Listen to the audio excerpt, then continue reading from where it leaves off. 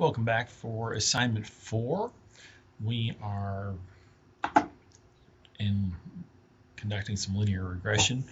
It is possible to do this in Excel. It's just not worth the effort. It's not worth the effort because you have to format everything just right, and you have to create your dummy variables manually. And just a lot of data processing that R will handle for you, and at considerably easier. So I've already started the script and got this working. I have the Tida Models library loaded. I ended up not using it. I think it's worth exploring. I was having trouble getting the results out in a way that I thought looked good. But it's a way that you can use many different estimation methods with really kind of just the same setup. So it really is worth, especially on the front end of your career, it'd be worth starting using. Just as kind of a simpler way of dealing with this, though, I've kind of opted not to. So I am loading the model, or loading that. We're going to end up using dot whisker. There's a kind of a neat way of dealing with your results, and there are other packages that do this too. I've used a handful, and it's a neat way of visualizing your regression model. I think there are better ways, but this is a good way to start. And using model summary. Model summary is a way to make the tables and to do some other things that are handy. Now, we needed more variables from the metadata. You'll notice here that I told you to find p-date and h-date. I ended up not using it, and mostly because it just didn't want to transform the variables into a time variable, and that's really next week's thing. So went ahead and dropped them, but it's up to you if you want to pull them or not. That's part of the beauty of Excel, is you can have variables, you can have data in your data table that's not part of the regression. In Excel, it just all needs to be in there. You got their ICP-CR, so your ground cover from before, population, I don't remember what PLRS is. The TR notes ended up being a problem, so I ended up dropping that. I think with some sophisticated regular expression usage, you could do some cool stuff with that. But again, we are already using regular expressions way more than I wanted to use them in the class. It just shows how unavoidable they are with real data, or with data you tend to get from the wild. The IR total irrigation looks like. Soil name, again, soil name ended up being a mess. There's just a lot of them, and since they're names, they're going to be binary variables. So every time you do that, you're shifting your intercept, but not changing your slope, and that has limited value. So that ended up not being used. Soil P, Soil K, and SAPHW ended up being all the variables that pulled. There was the experiment name had that problem of white space on both sides, so I ended up dropping that. Use this mutate command to trim the white space off of both sides of the experiment name. The soil P also had trim head space, and so did soil K. I guess I probably could have. I don't know. it was very high. That one was the one that had the excess space on them. Then we needed a way of dealing with this SY17 ath. That was from last time. So we used the string detect. Use distinct. So now we have all distinct rows. So now we have all of the metadata down to something we can match up to the field observations. Fertilizer. We need some fertilizer information, so we have to have the matching stuff, the experiment year, experiment name. Then we have some variables for that. Now, once again, there was a problem with the experiment name. First thing we had to do was drop those first two rows, which were just identifying information. And then had to trim the white space off both sides for all of them. Then we had to deal with the SY17 ath problem from above. That was the same thing was happening with that there. And so we needed to be able to match this SY17 ath from metadata and field observations. But then there was this SY17 IR irrigation cal that had a few different things that would follow the cal. So we used a string detect once again. If you find that, just rename it SY17 irrigation cal, because it did not look like it really mattered. Again, this is similar to last time. If you were doing this in a production environment, you might want to investigate this, talk to the people who generated the data, see what they were doing. There were these SY17 GRF that had an MG5 and MG6, and the MG5 and MG6 they didn't match anything in any of the other tables, so we ended up dropping that terminology. Notice I had to double escape. I had to use the escape on the parentheses so that R didn't read it as part of the function. That threw errors for a little while before I suddenly realized it.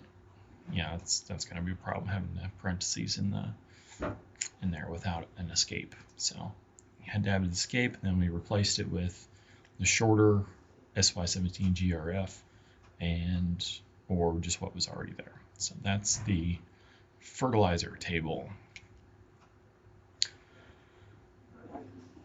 Then in field observations, we had all the same problems as before, and nothing else was a problem. Remember that we had to detect the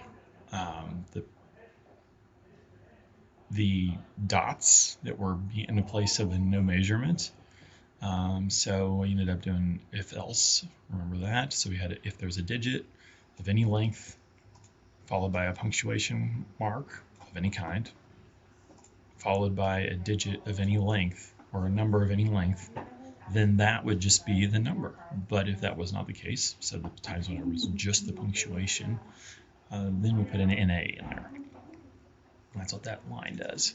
That was what we established last time on that. Then we ended up doing, so we have 3 tables, all need to join.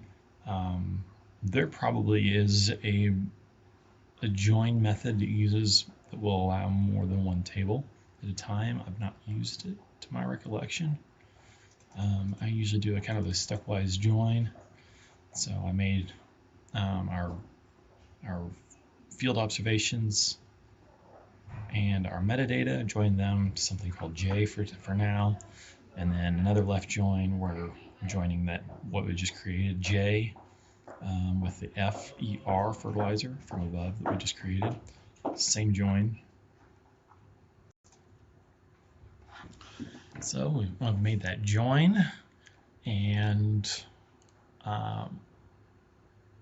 join that experiment. Now, while I was doing the join, I went ahead and made several other changes to the resulting variables. We need anything that's a number to be a number, and it's not entirely necessary to, like I did as integer instead of as numeric. Integer would just be like a count variable, count number. So would the population wasn't going to be divisible by anything. It was going to be an integer. So just for the sake of preciseness, I went ahead and coded it as an integer. OLS is not going to deal with that in any way that it's ordinary squares is not going to deal with that is anything special. It's going to treat it the same way it would any other number. It would be possible, especially it would be possible that we should consider doing something else with it, but it's probably fine. So as numeric, those are all divisible. Then I turn those into factors. So there will be 4 levels of a factor. It's just saying that they're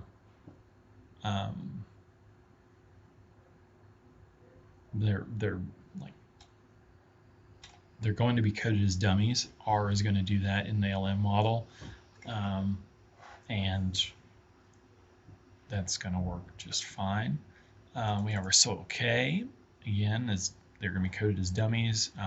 You don't want it to necessarily code the dummies off of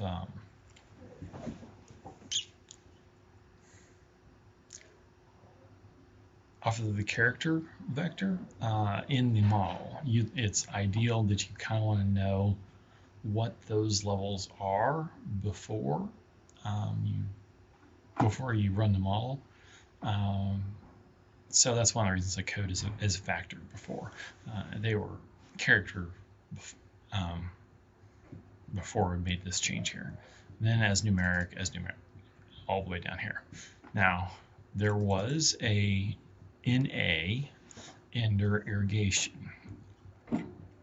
That should, if we looked into it and that looked more like a 0 than an NA, like so it was, rather than not being reported, it was 0. It's what it looked like. Now, of course, again, you don't really know that, so that's not ideal to make that assumption.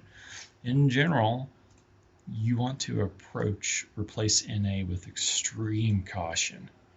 It's because your NAs are generally not the same as a 0, but sometimes it is the same as 0. So you just kind of know. Here we have the model estimating, so I'm just using LM. It's LM fit, and then what you do is you make the formula.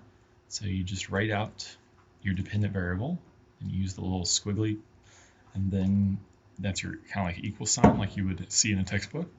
And then you have each of the variables. And you say, I want my data in the joined. So that's that. So you run that model, and then we're going to have results. Of course, it prints a table that's long, so might not have to do that anymore. This was from when I used we'll try summarize LM fit. We'll try that in just a second. And then we have a tidy LM fit, and we use a dot plot. Then it makes kind of a neat little plot, and then we have this model summary table that we're going to make. Okay, so I'm going to go back up. We're going to run this. So control, metadata. I need to get this out of the way of the results. So I'm into fertilizer. Creating that. J joined. Yep, there was some NAs introduced by coercion. We're going to have to roll with that. LM fit. Okay, so I've made my LM. Let's see if the summarize. Nope, it's no summarize. It's a summary. There we are. Summary LM-FIT makes a table that's not bad, really. I mean, it includes the call, tells us what the formula was. It says what the residuals were. Those aren't terrible. First minimum being 42, negative 42, and maximum being 47, median being close to 0, and the first quartile and third quartile being roughly on the equidistant from 0. That's not terrible. We have our intercept, so that would be our line, so to speak, or is where we're intercepting. It's a very small number. We have a series of previous fallows. So each of those are dummy variables, and they're going to shift the intercept by whatever this amount is. Again, so if that happens to be that the previous crop was corn and small forages, then the intercept is going to shift by this much, and all the rest of these are going to be 0 ICPCRs. It's relative to a base layer level, which means that there should be one, and R automatically does it. I'm probably too trusting of it. R automatically drops one of the levels of ICPCR. Otherwise, it's perfectly, the model won't run, basically. Then we have the planting population. It's a very small number. It is significant. PLRS, again, we're looking at some small numbers here. These are numeric. Soil P low, soil P medium, soil P very high. Notice that the high is missing. And so soil P low, strangely, has a little higher yield, and soil P medium has a little higher yield, and soil P very high has a little bit bigger yield because it's then of soil P high. Soil K is low, medium, very high once again, and same story. And then we have each of these different kinds of fertilizers. Those two fertilizer numbers are adding. This one's subtracting yield a little bit, and that one is adding yield a little bit. We have our significance codes down here, indicating p-value. Recall that's just telling us it's significant to a certain level. That would indicate that 3 is, if your alpha is 0.05, so you want to be, you only want to allow 5% possibility of type 1 error. Type 1 error is whenever you falsely reject the null. Type 2 error would be if you fail to reject the null when you should have. So we're avoiding a type 1 error. We're pretty doggone tight here. Now, here we have the multiple R squared and adjusted R squared. If you remember from your reading, we didn't really cover it in the video so much, but R squared is one way of kind of interpreting the goodness of fit of the entire model. And multiple R squared there is indicating that 43% of the variance in the dependent variable is accounted for in this model. So the 43% of the yield in yield in soybeans in these trials is accounted for in these variables. Adjusted R square penalizes having more variables. So if you just keep adding variables, your R square will increase by a little bit, maybe by a lot, but at least by a little bit. And adjusted R square penalizes having lots of variables, so that's not a whole lot of a penalty there. So it doesn't look like having lots of variables is a huge problem in this one. But still, that's not great because there's a lot of variance that's not being accounted for in this. However, our F statistic is big and our p-value is very small, so the model is better than chance. even though it's only accounting for 43% of the variance. And that's effectively what the F-test of a linear regression model is saying is it better than chance? And it is. So let's go ahead and look at the plot. This is one of the, and it could be cleaned up, and there are a lot of cleaner ways of dealing with this. But you can see all these different variables where they plot. Have our and if they're close to 0 or on 0, then they're probably not making all that much of a difference, and they might not be significant. They are, about everything is significant. Only thing that's not is peanuts. That's it. The only variable that's not significant is previous crops peanuts. You can see that its error or its confidence interval included 0, so it's not significant. These are very small, but their confidence interval is apparently so small that it doesn't include 0. So anyway, you can see the magnitude of the estimate of the coefficient and the confidence interval on them. And so that's that. Like I said, you can see this table is fairly nice. If you wanted to, you can try this model summary though, and that creates another object which allows you to do some other things. So in this case, you see that I have my model, and I have told it to include an estimate. So our estimate of our coefficient and the p-value, because it's all I'm looking at. In this case, you generally don't want to just ignore everything else, but just kind of looking at this, so we got an idea of what the p-value is. And then I had statistic equals null. If you play around with this, you'll see that normally the standard error is on the line below. And then I have this VCOV, and then I have a list. These are different ways that the variance covariance matrix can be estimated.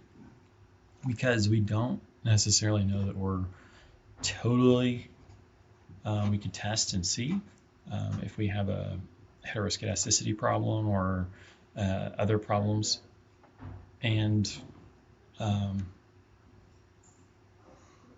we could test that with some tests. But right now, what I've done is I've just used, I've estimated the errors in a few different ways. IID is your standard errors. Robust is one method of dealing with the covariance and making it robust to things like heteroscedasticity. Bootstrap is another way, and HC4 is yet a different way. 3 different ways of dealing with heteroscedasticity. And it's handy to have multiples, because you do end up with slightly different. I don't know if you can see over here, and when you run yours, the p-values will be slightly different. The idea being that you want to make sure that your p-values are as accurate as possible, so that your inference is correct, whether or not the variable is significant, basically. Now, there's not a whole lot as far as prediction goes. It doesn't matter. It will predict. It will predict either way. This is all standard errors for interpretation for inference. But as you can see, they are mostly the same. We have our 5,584 observations. Our R squared is 433 for all of them, and that won't change. Most of these aren't going to change. Our F-stat will and did, but still, they were all very, very tight. Tight models. There's not a whole lot of difference between them based off of the estimation of the variance covariance matrix. And then you have on this particular way, it's labeled with your standard errors, your HC3, which is your robust, and your bootstrap, and your HC4. Those are the different kinds of errors. You can, in this model summary, supply it with names here. And the other cool thing about the model summary is if you, for some reason, you were dropping variables, adding and dropping to see how things worked with fewer or more variables, you could do that. If you thought that there was an interaction effect you wanted to test, you could do that. An interaction effect would be something where the two variables act together, but not maybe independently, maybe not independently. It's interaction effect would be something to look into. You could do all that and put it all in the same table, and that's pretty handy.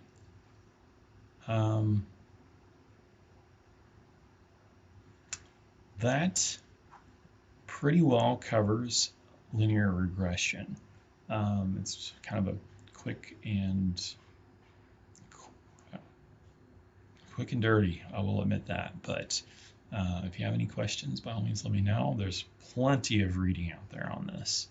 And I can definitely guide you to some sources that are better than others as far as what your level of mathematical background is. Some of it is very heavy, some of it's less so. Yeah, so have fun with it. You can be sure and make a table and maybe some graphics of your choice, and you can look around online and see what kinds of pretty graphics can be made, and see about telling the story, learn about interpretation of these variables, see if anything's economically meaningful. That's one of the last thing I wanted to mention. Is these very small coefficients, they might be statistically significant, but it's unlikely that they're meaningful. And that might be a data problem. It may not be might not be a reality. So it's hard to tell about that. In any case, something to play with, and have a good time with it.